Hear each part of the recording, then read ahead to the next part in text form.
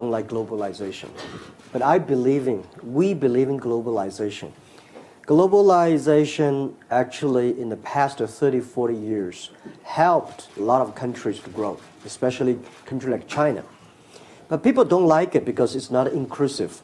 So globalization itself is good, but how we can improve it, how we can make more developing countries get involved, how we can help a small business get involved, young people get involved.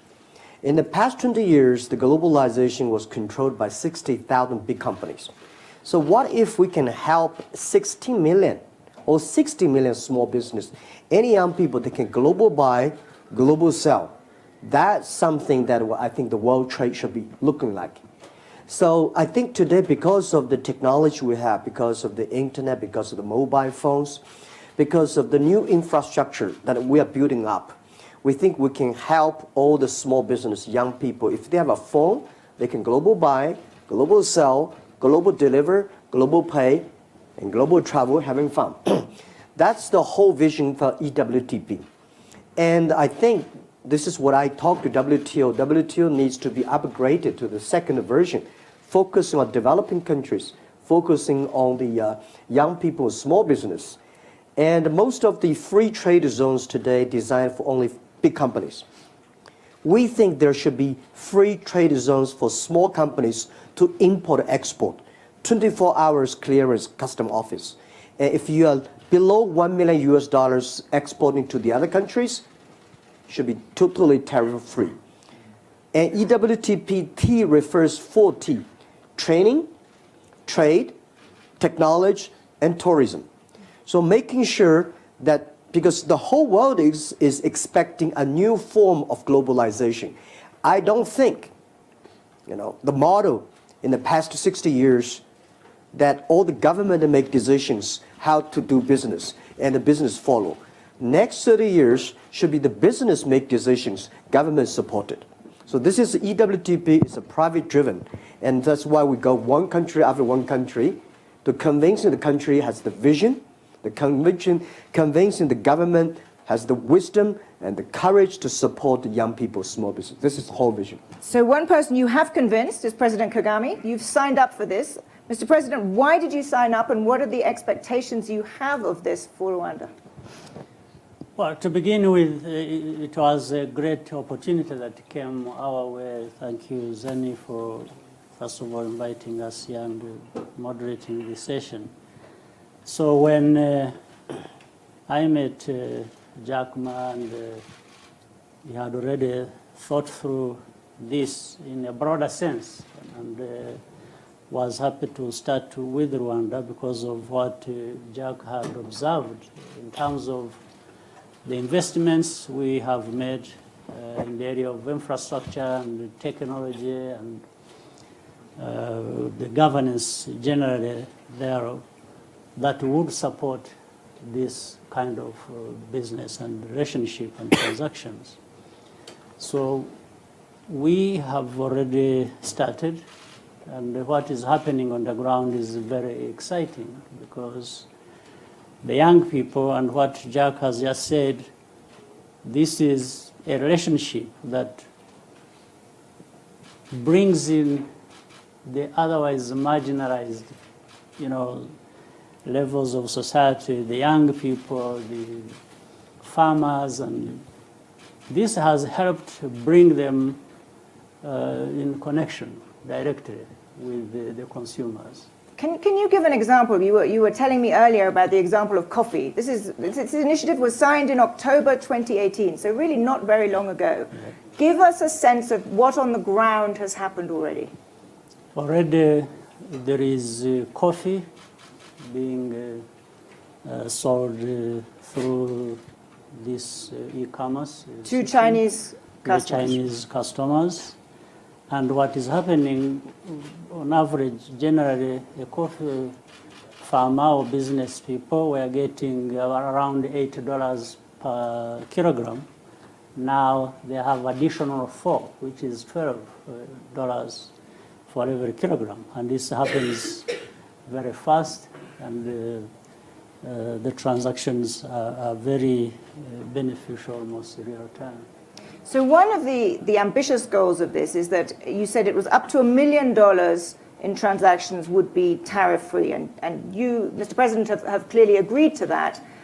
Do you think, why did you do that? Because you think that's an important part of a development strategy? There's no question about it. If you look at the number of people who are going to benefit, the young entrepreneurs, these farmers who are involved in, for example, coffee businesses, it's all inclusive. The small and medium enterprises are benefiting, and these are the majority when it comes to the businesses in any country. You find these ones put together hold more than any other level that you can think of. And where, Jack Ma, what's the scale of your ambition with this? You have signed up a couple of countries so far. You're going country by country, but is your goal to create an alternative global trade system? Well, we want at least giving some values to the new global trade system because of the technology. I never expected that Africa could be so huge. This is in 2 years I've been to Africa for 3 times. And when we started to sell the coffees, 2,000 packages of coffee, we put online, and within 3 days all sold out. And I said, wow. And we even did not have a lot of promotions. I giving the some coffee to my friends. They tried it and they said, Jack, where did you get this? I said, you guess. And I said, Luanda. I said, are you really? Then we think this year, at least for coffee-wise, we can sell 120,000 packages. And for those young people, when they have mobile phones, not only for computer games, not only for making phone calls, Twitters, they should do business. So that's we think will be covering all the countries. So let's posit you're successful, and this grows and is a big part of trade. It's a lot of countries. Mr. President, would you worry about having a trading system focused on one company? Well, before you worry about that, I am happy that what is happening is more inclusive on the other side of the beneficiaries, where in fact it has more or less democratized benefits in terms of, when I said the small and medium enterprises or other players individually being directly connected with the consumers on the other end and benefiting, I think that's huge. It's like we are here talking about hundreds of millions, later on running into billions of transactions involving more and more people every day in this and benefiting. Before you worry about one individual or one company or two that are doing that, I'm also looking at the benefits on the other end, where the numbers are unprecedented. Would you want down the road other companies to be doing the same thing? I'm not worried about that. I'm worried about Getting the small and medium enterprises and individuals. There are hundreds of millions and billions getting better for what they are doing. So now That's very good. This is what I ask. First, it's not a one company because we can never deliver ourselves. We don't have one people deliver for us. So we have a lot of deliver company for us. We have a lot of payment. The banks get involved. We get a government. But even if one company, if this company can solve the SME problems, young people's problems, job creations, let him do it. That's what I would say. But first, there is no this company in the world. There will be no this one company can do everything. For Alibaba, for EWTP, we said, this is our idea, this is our vision. Nobody believed it. And then we invite people who believe in building the app and get involved. Luanda is going to be the most important hub, the founding hubs of the EWTP.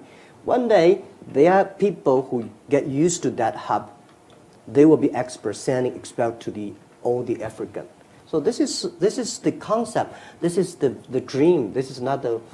I think Alibaba cannot do it alone. We have to partner. Let me give another typical example. We are aware of, say, global pandemics. You know, there have been diseases affecting millions of people, tens or hundreds of millions of people. When we get medicine, if we go to medicine, and the medicine is accessible, it's affordable by the majority, do I start getting worried about the source of this medicine? Do I start getting worried and say, why does this medicine come from one company? No, I'm happy that people are getting treatment and in their numbers, and it's accessible and it's affordable. So for me, from this end, maybe for the other end, it's for Jack Ma to answer that question. I was going to quickly ask him But for me, from that. the other side, I'm happy. I was just quickly, and I'm going to then open to the audience. I was going to ask from the other side, when you talk to other potential partners, and let's be honest, we are in a world of, rising tension on tech matters between the US and China. And as people talk about a splinter net, is your very ambitious global plan viewed in some quarters with more suspicion than you would like? Well, today the world is full of suspicion and full of worries.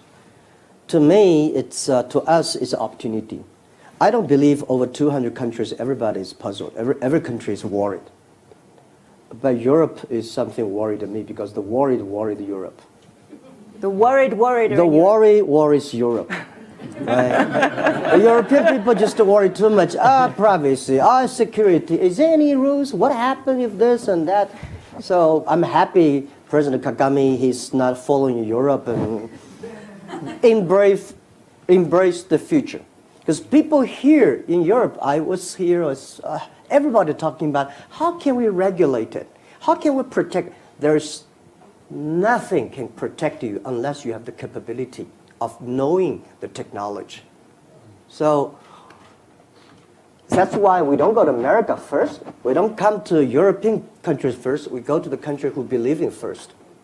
We go to Africa and they say, wow, people say, impossible. How can Africa be successful? I said, I heard this question and challenge again when I started my business 20 years ago in Alibaba. Everybody say, how can Alibaba be successful in China? In China, no internet. Government banning, rules, laws, no credit cards, no logistic. We say, if there's no, let's build it. If there's no credit card, let's build a payment system. If there's no logistic system, let's build a logistic system. So we are not fighting for tomorrow. EWTP will never be success tomorrow or today. We'll probably succeed in 10 years, 20 years.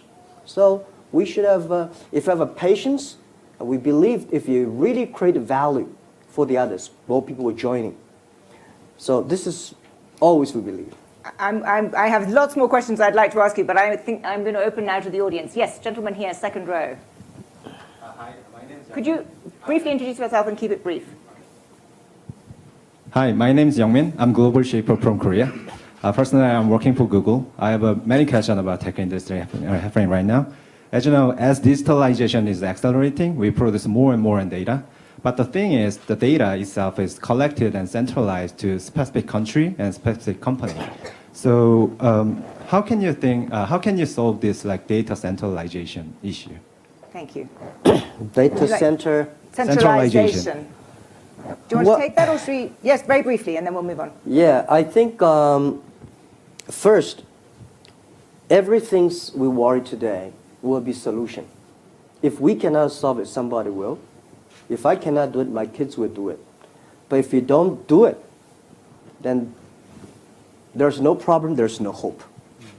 So I don't worry about that. Most of the government today worry about the data, privacy, security, centralizations. It's just the beginning of the data period. Give another 5 years, you will find things will completely changed. Thank you. There's a lady here at the front row.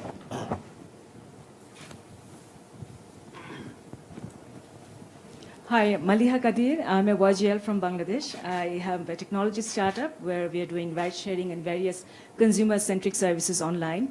So I'd be curious to hear about your experience from the early days of China.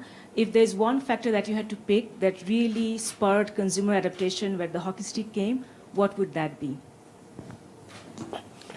Well, unfortunately, at the beginning of Alibaba business, no people come to buy. A lot of people come to sell. And we buy all the garbage they sell to tell them it works. And then more people start to sell good things, and then the system goes. Very important is making sure, because first, I remember the first month, we saw a lot of sellers on our site, and the things that we don't know what, nobody will buy them. So we buy them because the price was low, they're testing, so we buy them, put in the other room, we never open it. And then people say, wow, it really works. And hence the system start to work. So, and then you improve your products, your services, and it goes. Thank you. Very concrete. Yes, lady there, the check jacket, yeah. And then. Hi, I'm Arij from the Bahrain Development Bank. I just sort of have a comment and maybe just sort of a curiosity to say that in regards to being afraid of just one company, I think there always has to be the first person that does it, and then I think that there maybe other platforms will follow. I think the other point is that in terms of, is there a plan of integrating? For example, you said you can't do it all up yourself. Would there be a plan to help create those side businesses that can help support the platform in Rwanda? And is there a plan for that from the way you're coming in your experience, or is that just going to come organically? That's a very good question. We are very sure EWTP should be an ecosystem. We are building up a platform, so bringing more people. Luckily, we have President Kagame's courage and say, government will do anything to support their own Rwanda's young people, small business, and custom office, all the things. And then the next step we do is to do a lot of training. We invited, and actually, President just sent 20 very high-level Rwanda minister levels to come to Hangzhou, our base. That we're training them for 1 week. And the other job I'm doing is that we are accepting 500 entrepreneurs in Africa in next 3-4 years, and then sending them back. They're the seeds. They're going to train the trainers. They know how to do business. And then we will also encouraging all the logistics company. The other challenge that probably I will discuss with the president later is about how we can. There are over 40 or 50 countries in Africa. Every country have a board and rules, and how can we do the transport logistic freely, right? So when we arrive in Rwanda, it's okay, but how about the Rwanda go to Kenya, and Kenya to the Ghana? This is a great opportunity in the world, in Africa. 1.2 billion people. They need the things to move fast. This need the government coordination. President Kagame, maybe you'd like to add to that, both on the complementary policies and this really important question of how this works across African countries. Yes, I was going to come to that. If you look at the e-commerce as has been working, and you see, for example, that the online transactions, Africa benefits about $10 billion, and yet these are trillions of dollars on the market. So there's a lot of work to do. There is a lot of growth space to be undertaken in this, because it involves about 20 to 30 million people in Africa, yet there are billions across the world. So we need to grow that, both in terms of money and the people who are using that. But at the same time, if you look at how Africa is moving forward, recently we agreed and signed African Continental Free Trade Area, which covers 44 countries of 55. So that's good progress. Yet we are yet to consolidate the 44 countries sort of customs union. But that has implications, and therefore, these transactions, as they happen, are playing into a much bigger market. And recently, there's also another move to create a single digital identity that will bring in all Africans and have standardized policies to do with that. All that serves these kinds of... Helps them make that much easier. It makes it much easier. So already things are happening within countries themselves, but then across Africa. So the end goal would then be a free trade area, particularly for small businesses, done with digital identity cards across Africa. Yes. That's a pretty bold goal. Yes, lady here, second row. My name is Funega Munjane. I'm a young global leader from South Africa. I have two questions. Firstly, just to confirm that while at the beginning the flows would be between Africa and China, that this can end up being a platform that helps Africans trade with one another. The second question to President Kagame, what advice would you give to other presidents on the continent who might be reluctant to join the platform? Yeah, so first question, yes, it is from China to Africa first, because China has 1.4 billion people. And China, I convinced my ministers and prime ministers, give us some chance to test, right? So they say, all right, this is the first time they give us the experience to test. So we import more from Africa. But every hub finally will connect. So we have a hub in Africa, Rwanda. We have a hub in Belgium. We have a hub in Malaysia. We hope from Rwanda to Malaysia to Belgium, in the future maybe Thailand, we'll also do things like that. And then there will be more hubs in Africa. And then Africa internal can go. All the hubs will be connected. That's the plan. Mr. President, what would your advice be to perhaps more reluctant presidents? No, I think the best way to approach it is to, and maybe to deal with any other problem like that, is to show people what they benefit by doing certain things and what they lose by not doing so. This is the only thing we can do. There's another, and I'm sure all African leaders and other Africans want what works for them, what can benefit them. I think there are many cases you can learn from before where Africans have come together and have agreed to do certain things because they know that is what the Africans want and that's what benefits them. So I think the discussions are already ongoing. This is why in forging an African continental free trade area, there were discussions before that. They understand the implications, they understand the benefits. So that's why so many signed up. In a single day, we had 44 countries, over 55, signing up to that. The others, I'm sure, will be coming on board. Maybe they have different issues they have to overcome as we get along. So it's not that we wait for everybody before we move forward, but we move forward with those who can and want to move forward, but we keep trying to show the others that if we moved together, these are the benefits. If we don't, these ones benefit and these ones don't. So that's what we are doing. Thank you. There was another question here. Yes, lady in the second row, and then gentleman in the third row. It's actually a question to both of you.